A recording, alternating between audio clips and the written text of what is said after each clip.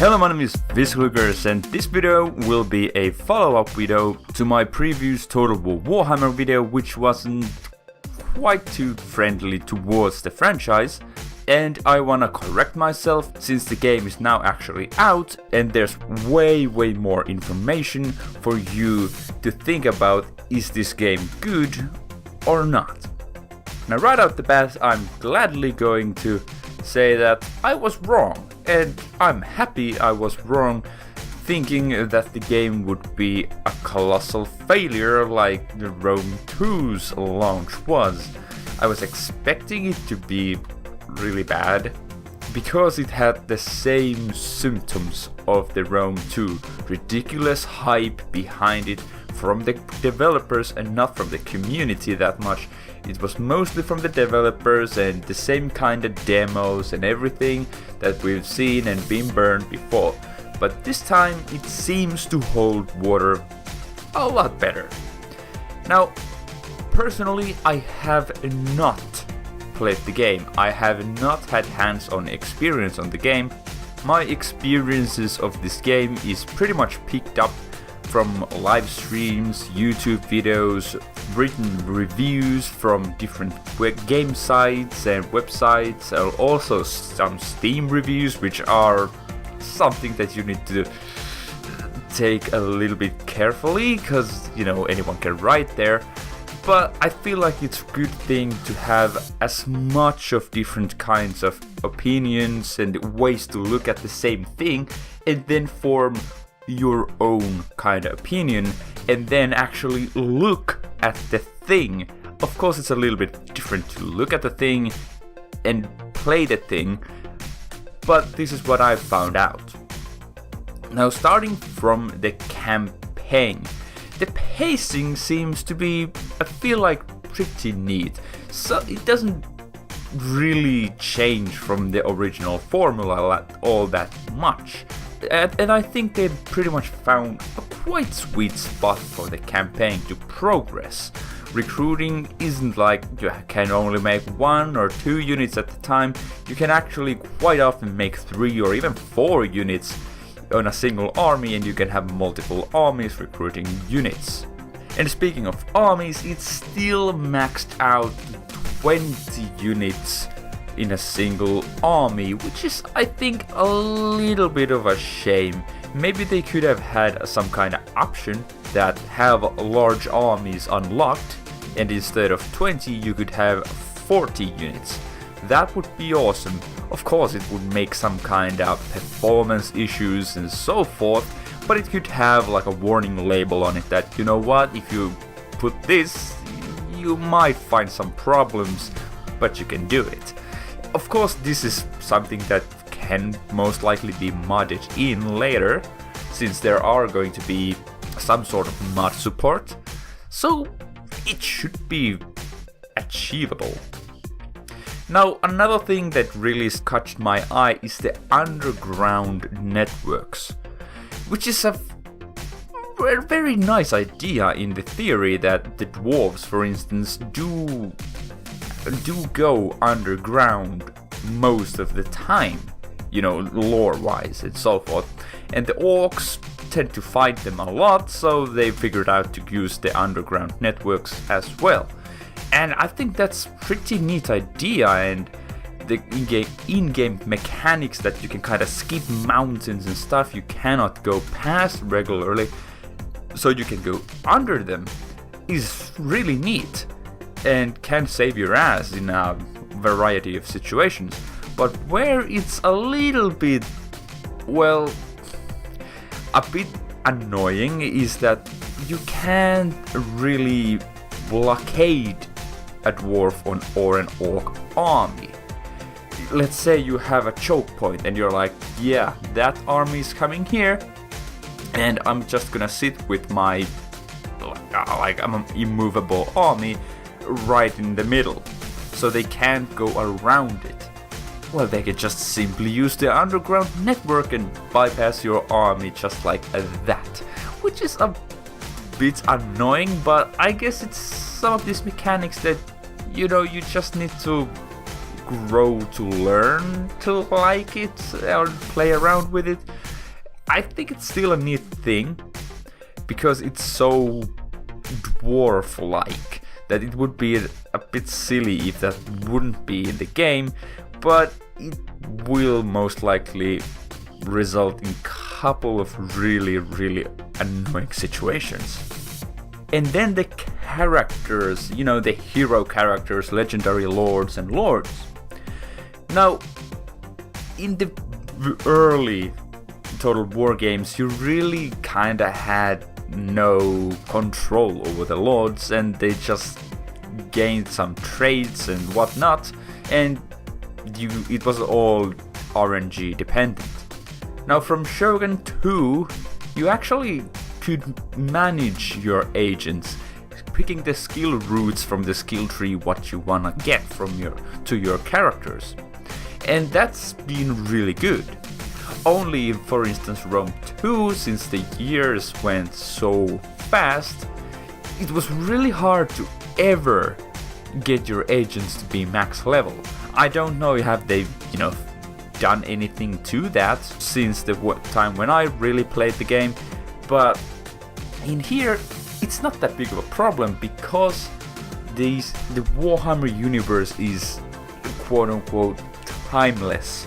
No one pretty much can die of age. I don't know, that's probably not lore friendly, but I don't give a damn. I'm just glad that when I get that max level character, it won't die the next turn to the age, which I've always felt like, can I turn that off?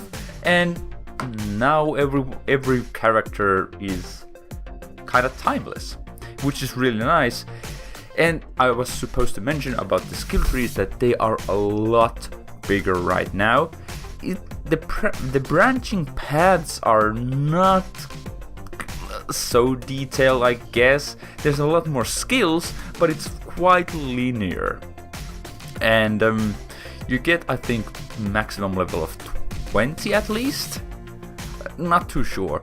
But previously, as it was, I think 10, so you can get quite a lot of more skills, and you can tailor your characters to be whatever you want. And oh yeah, and you can take the characters like the agents to the battles, which is really nice, and you can kind of have them as mini generals and beef up them in the skill tree instead of making them actually like good agents. They can be like another general basically, which is an interesting thing. And I guess if you have a crap ton of money at the end game, you can actually just make these hero units very viable combat characters. And then the settlements. I really don't like the settlements in Rome 2 and Attila. The fact that they are in provinces and they have very limited amount of buildings in a city is something that I'm not a huge fan of. I think the province system is okay. I personally don't like it so much, but I guess it kinda adds a small reason and a drive to get that specific town or a capital or something, because you have one or two pieces of the region already and you want that last piece. In that sense, I think it's got some ideas behind it, but I'm personally not too big fan of it. But it's okay. The thing that I really hate is the fact that normal towns have only maximum of 4 building slots. 4, and you can waste 1 so that you can have actually walls on the town. The capitals have walls and so forth and have like siege battles. But they also have like 6 buildings maximum, which is so low. I would like to see a mod or something that would increase the amount of buildings so that, let's say, the towns would have 6 buildings and the capitals would have like almost all of them. If you just want to, beef that up. If you want to invest the money, you could, but now you can't, and it's just a bit, well, I guess it's an it's an older me who liked so much the Medieval 2 and Rome 1 and so forth, where you could just, build every single building in every single settlement. But the CA doesn't want that, so we're not getting that. Then we get the faction differences. The main selling point was that these 4 factions will be different. They will play differently. And we've heard that pretty much every damn time there's been a new Total War game. But I think this time they've actually managed to make them quite different. Starting from the dwarves, you got the grudge system. The more grudges you gain, the more public order penalties and whatnot you get. And you have to settle these grudges and gain some rewards. These are like mini quests, small missions that you're given. And I think that's really fantastic. It really kind of makes you that you have to do this, you have to do that, you have to do this. And it kind of gives more character to the faction. And, without even speaking from the unit rosters, which are somewhat different, at least in the dwarves, which are all dwarves, no mounted units or anything. So, yeah, I feel like the dwarves at least are really unique faction in that sense. Then we get the orcs right next to them, which have the fightiness meter, which is very orc-like. If you keep your fightiness low, you're gonna have some infights and potential rebels or everything like that. But if you have very high fightiness, you get a pretty much free army and so forth. And it's like, what? It's very orky. It gives again a lot more character, and I really approve of that. Then we got the chaos as the kind of nomadic tribe, the same as Attila, kind of borrows quite directly from Attila. And I actually never played Attila, so can't really comment on that too much. But it feels like very chaos thing to do.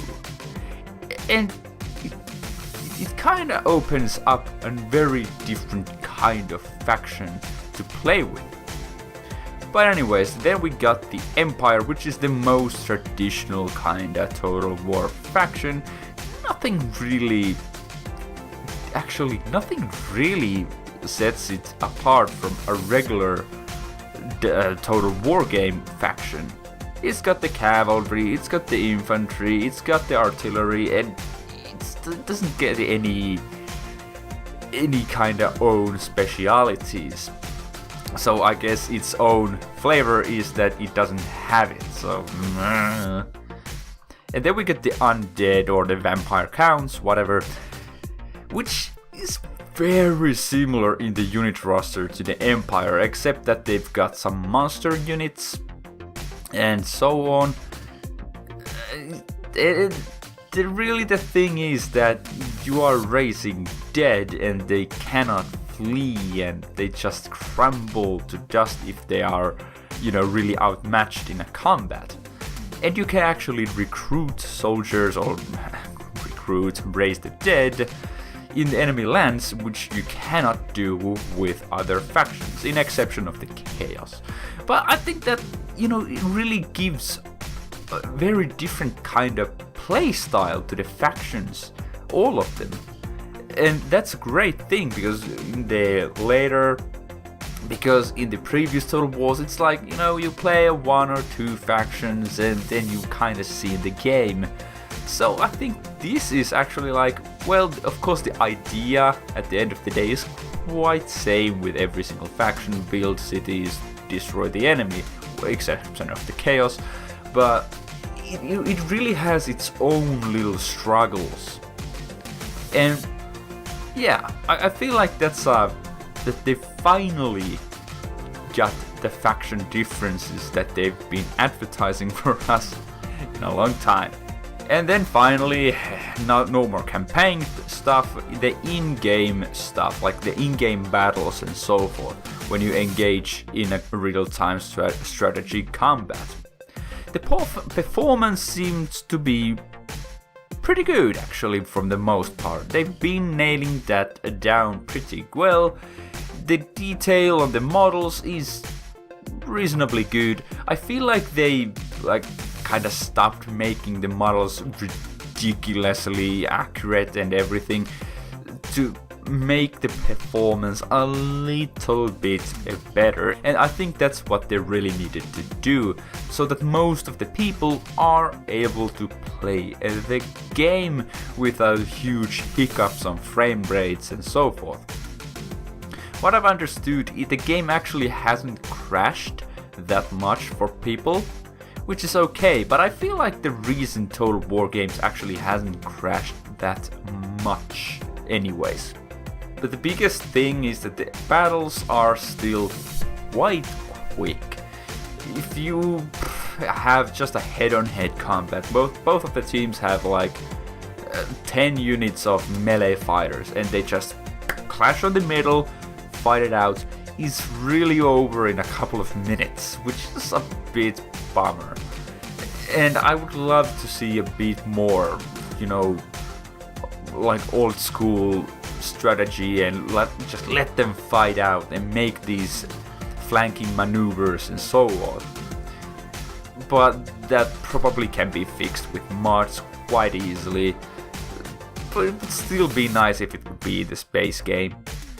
So the animations and the models are okay, but the animations are also like okay. A lot of people have been saying that the animations look shit and so forth. It's not that much anymore of the motion capture, and well, there is probably some motion capture, but it's not so super detailed as, for instance, the Shogun was, and I think the Rome 2, but I don't mind. I think the animations are good enough, and it doesn't strike me as like, they look bad. I mean, it's a Total War game. It doesn't need to be super realistic. I really like Medieval 2, where they just whack each other, and that was good enough for me, and still is. And to be honest, the models do look quite good if you look them at close. They do start to fade out to these low-res models quite quickly, but I think it's just to make the performance better.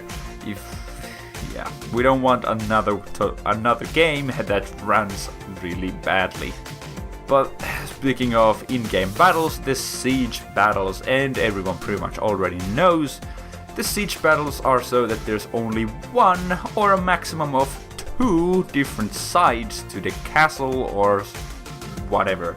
There's only 2 walls to attack, which is a bit odd. You can't really make like 4 armies approaching all from different angles and different sides of the city, and the defender has to struggle, where do I put my forces? Now it's like, well, there's gonna be one wall, so yeah, it's a bit odd. It's really odd, and the towns seem quite small. I mean, really small. Even if it's like the main capital of the empire or anything, it's really small. You can see it's huge on the background, but the playable area is like, what? This is it? Oh, okay. And it's really annoying that because of that there's only like 1 or 2 walls, so there's really not a lot of ways to approach the settlement, meaning that they are very identical, the settlements. I don't know how many different actual maps for instance, let's say Empire. How many Empire settlements there are? Don't know, but most of them look exactly the same, so the variety is garbage, and it feels like more like a grind. This is even before I have played the game. It seems like a grind. It's every single time the same map, and even if it's not, it sure looks like the same. And actually, even with different factions, the layout seems to be almost identical. It's just a different paint job, different models, but the layout of the city and the defenses seem very identical, which is a little bit disappointing. Actually, it's hugely disappointing. But the atmosphere, how it looks, that's nailed down pretty well, actually. They look really good, but they play like... I feel like it's a very missed opportunity. And speaking of actually the fighting of the map, the towers have now an unlimited range, which means that if your army has artillery units and are quite reliant on them, well, you can be quite easily boned because the towers will outrange your artillery pieces. So yeah, I mean, if you just have enough artillery, sure, you can destroy the towers and then shoot the rest of the rounds at the defenders, but yeah, it's not the same way as it used to be. But at least the walls are bigger, making the fighting on the walls finally a little bit better. It's almost every game up to this far that you try to get your men on the walls and they kinda get there. Most of them get there, and then you try to get them out of the walls and they just like, oh, there's one dude hasn't climbed up the ladder yet, we don't know where to go. Now they seem a lot better. The unit pathing seems to be very, very much better. Finally. But yeah, I think that's all about the in-game and the campaign that I personally kinda got a glimpse. The multiplayer is very bare bones, but to be honest, I wouldn't play it anyway. I did play a couple of multiplayer games on Medieval and Shogun, but really got my ass handed to me, and I'm not that competitive guy anyways, so not that huge gripe, but I guess for those people who liked it, it's a little bit of a bummer. But for me, Total War is more about the single player experience, which seems to be pretty okay for the most part, and for the fact that you can have for the first week the Chaos Pack for free is pretty nice. So if you do decide to buy it, you pretty much get the full experience without the cut content bullshit. But it's not really cheap game, but if you have the money and if you like Warhammer, if you liked let's say Attila, if you played Attila, and maybe if you liked Rome or Attila, you're probably going to like the Total War Warhammer. If you really hated either Rome 2 or Attila, it's quite accurate to those games. Not in this, it's not a copy and paste, but it's quite close. Well, I don't mean it's close to copy paste, but the in-game mechanics and how it works and so forth is very familiar to these two previous games. Personally, I'm pretty much at the crossroads because I really like Total War, even though I got really badly burned by the Rome 2, and I, for some reason, do enjoy a lot of Warhammer titles. I'm feeling like buying it, but at the same time I have so much things to do that I don't know if I wanna sink a lot of time into this game, which I don't know if it's going to be really good or not. Probably going to wait to see how the DLC progress and so forth, because we know this game will be a DLC piñata and will have at least 2 expansions, which are probably going to be at least 40 euros pop, and all of these will have DLC and some more DLC. So I think waiting this out having a couple of mods to improve it, and maybe it being on a sale just a little bit wouldn't be a bad idea. But I feel like if you are really out of games and you feel like I just want to play a Total War game which has really neat aesthetic to it, I think you can't go wrong with Total War Warhammer. It does look pretty solid, and it actually gives some new. And speaking of new, I didn't mention the magic, but yeah, it's magic. It's like activatable abilities that do look pretty cool. So anyways, if you have played Total War Warhammer, do share your thoughts. Was it good, or was it like bad or meh? Just share your thoughts in the comment section. And if you haven't played the thing, do share if you are impressed with the coverage that the game has been getting. Are you excited now to buy it, or are you feeling like nope, not gonna buy that? Anyway, thank you so much for watching, and I hope I'll see you in the next video.